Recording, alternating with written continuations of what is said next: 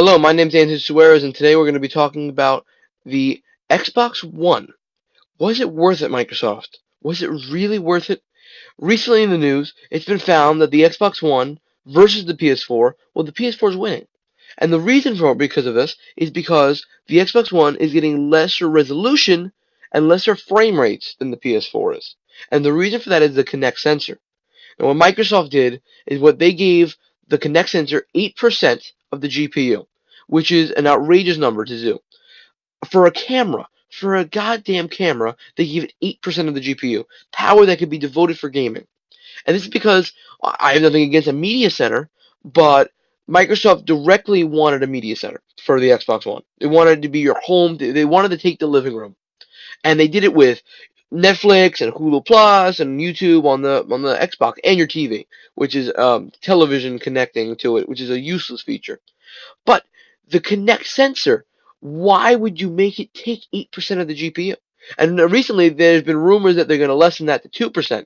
And the reason is game companies they want to make their games 60 frames per second, 1080p quality, and they can't do that.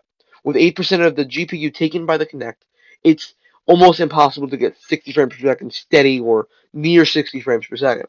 And for example, Call of Duty Ghosts on the PS4 gets 1920 by 1080p, and the Xbox One 1280 by 720, which is 720p, and 30 frames per second. Well, closer to 40, but near not even close to 60, which is like what? What are you doing, Xbox?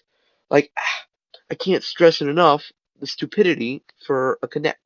Well, I have no problem with the Kinect. The Kinect's a great feature. It's fun to play with, but it shouldn't be mandatory to get it. There should be two options. The option with the Connect with the Xbox, and I believe that there's been rumors as well that they're going to do this later this year or next year. They're going to just release the Xbox without a Connect because, well, during the evolution of this console generation, we're going to definitely see how it evolves, and we're going to see new generation. We're going to see new versions of this generation of console, like we did before. There's been, I think, 5 generations of the Xbox 360, so we'll see that. And as well, Assassin's Creed 4, Black Flag, 1080p on the PS4, 900p on the Xbox 360. Like, there's a difference. And before I used to talk to my friends about it, that there's no difference between the consoles, but now there is. Well, now that we're finding that there is, they're not the same specs. They cut costs, they cut corners to bundle the connecting with the Xbox 360, and in doing this, they might have like sabotaged their own marketing, sabotaged their own console that they want to last for 10 years. They want it to last for a decade.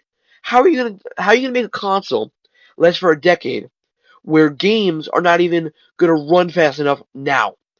And it's minute differences, but these minute differences over the years will pick up and you'll see them. For example, like PC gaming, which is a totally different subject, but evolution of gaming cards and graphics have changed over 10 years. We're lucky we even stretched the Xbox 360 for almost 10 years. But now technology is picking up way too fast, and I don't believe the Xbox One or PS4 will last another 10 years. I'm thinking a lot of people are thinking 5, maybe 6 years, and we'll see another generation or an upgraded generation of these because there's no way that we're going to be able to use these same specs or same hardware that we're using now 5 years, 6 years from now because a lot of stuff is going to change, and a lot of features on the Xbox One are they're not needed. Like PS4 went directly for gaming, and I don't know in the comments, people watching this are gonna have a whole console war in the comments of which is better, and I'm not for any of them. I'm not for any of them. I want to see both win in a definitive way, but when you sacrifice your own hardware, I heard that the RAM is clocked at a lower speed for the Xbox One because they wanted to cut costs, and the GPU was cut at a lower speed to cut costs, which is it's lazy. Why would you do that for a shitty camera? It's like, oh, I'm gonna talk to my Xbox on. Like, in half the time it works. I know it's a software problem most of the time that you can't hear you, but why bet on such a bar like such a thing that could not work? It might not work. It might not deliver where you want it to go. And developers, I don't know if developers want to really develop for a Kinect sensor. It's kind of they did it in Dead Rising, they did it in other games. But okay, I can scream, make sounds that the zombies tell them to move and shit. But It's not worth it, and it's not a feature that we're going to use in the future. If they can perfect it, if they can make it perfect, where you don't have to repeat what you're saying, it's perfect. It's going to work and all that stuff. All right, so in conclusion, was it really worth it sacrificing the next gen console war for a piece of a camera that might not even? It's like a brick. You can kill someone with it. Well, we're gonna figure it out. We'll see what happens in the future. We're gonna see what happens as the next gen consoles evolve and change. And yeah, thank you for watching. Please rate, like, and subscribe. And I'll talk to you guys later. Bye.